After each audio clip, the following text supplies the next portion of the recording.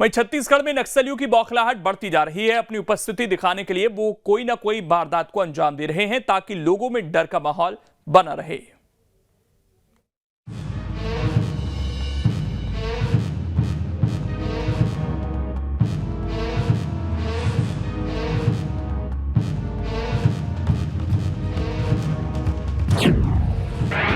छत्तीसगढ़ में नक्सली डाल रहे हैं हथियार, बौखलाहट में कर रहे नेताओं पर वार। बस्तर में नक्सलियों की जमीन कमजोर हुई तो वो तिलमिला उठे। अब अस्तित्व बचाने के लिए सरपंचों और नेताओं को निशाना बना रहे हैं ताकि ग्रामीण इलाकों में लोगों के मन में डर कायम हो सके। पिछले 1 महीने में 4 बीजेपी नेताओं की हत्या कर चुके हैं। अब एक और सरपंच और 2 की हत्या का फरमान जारी किया है ताकि बस्तर में नक्सली सुर्खियों में बने रहें।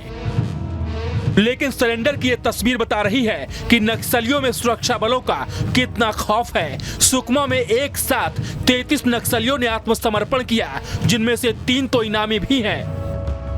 कहा जा रहा है कि सुरक्षा बलों के दबाव के आगे अब नक्सली पस्त पड़ रहे हैं। इसी वजह से वो पुनर्वास नीति के जरिए घर वापसी कर रहे हैं। राज्य की भूपेश बघेल की सरकार वास्तव में एक सुपारी किलर की भूमिका में नजर आ रही है। नक्सलियों के साथ में अघोषित तौर पे वहां पर सरकार चलाई जा रही है। भाजपा के कार्यकर्ताओं को चुन चुनकर मौत के घाट उतारा जा रहा है और अपने इस पाप पे पर्दा डालने के लिए कुछ नक्सलियों को इस प्रकार से आत्मसमर्पण करने का एक नौटंकी किया जा रहा है। इससे ज्यादा कुछ नहीं है। मुख्यमंत्री भूपेश बघेल जी की सरकार के द्वारा योजनाबद्ध तरीके से जो नक्सलवाद पर कड़ा प्रहार किया जा रहा है, जो नक्सलियों के खिलाफ लड़ाई लड़ी जा रही है, उसका ही परिणाम है कि छत्तीसगढ़ में नक्सली घटनाओं पर लगभग 80% की कमी आई है। लगातार नक्सलियों से जुड़े लोग आत्मसमर्पण कर रहे हैं। हमारे सुरक्षा के जवान नक्सलियों के गोली का जवाब गोली से दे रहे हैं। नक्सलियों को पीछे खदेड़ा जा रहा है और आम जनता में जो विश्वास पैदा करने का काम भूपेश बघेल जी की सरकार ने किया है।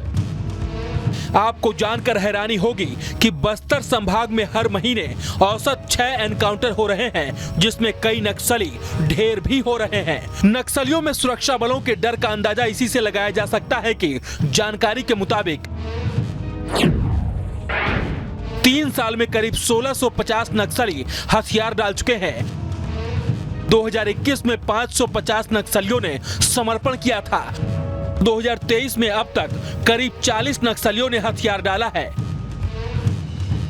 अब सवाल यह है कि आखिर यह सब कैसे मुमकिन हो रहा है? तो दरअसल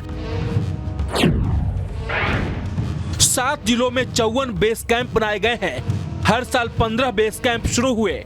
3 साल में करीब 1650 नक्सली हथियार डाल चुके हैं। 2022 में 415 नक्सलियों ने सरेंडर किया। 741 नक्सलियों की गिरफ्तारी हुई। जंगल में लगातार ऑपरेशन चले।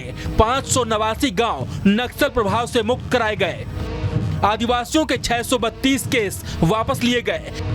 2100 युवकों की पुलिस में भर्ती की गई। ग्रामीणों को 4200 एकड़ जमीन वापस दी गई। नक्सलियों के कमजोर होने के कुछ और भी फैक्टर हैं। मसलन गांव में तेजी से विकास के काम हो रहे हैं। ग्रामीण इलाकों में आमदनी बढ़ी है। स्थानीय लोग पुलिस का साथ दे रहे हैं। नक्सलियों को छिपने का ठिकाना नहीं मिल रहा है।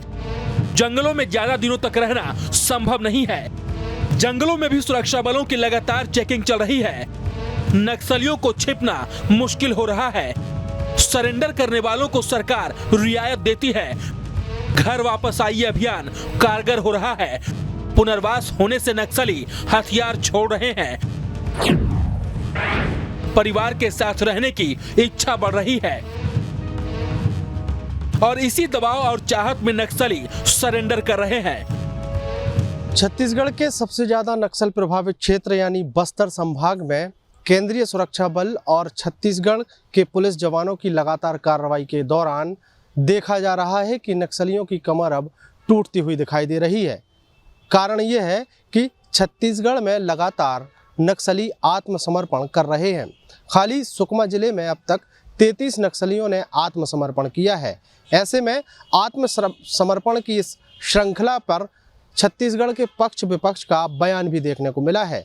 सत्ता पक्ष का कहना है कि प्रदेश सरकार के प्रयासों और ऑपरेशन के कारण ही ये संभव हो पाया है, लेकिन छत्तीसगढ़ का विपक्ष यानी भारतीय जनता पार्टी इस श्रृंखला को फर्जी करार दे रही है।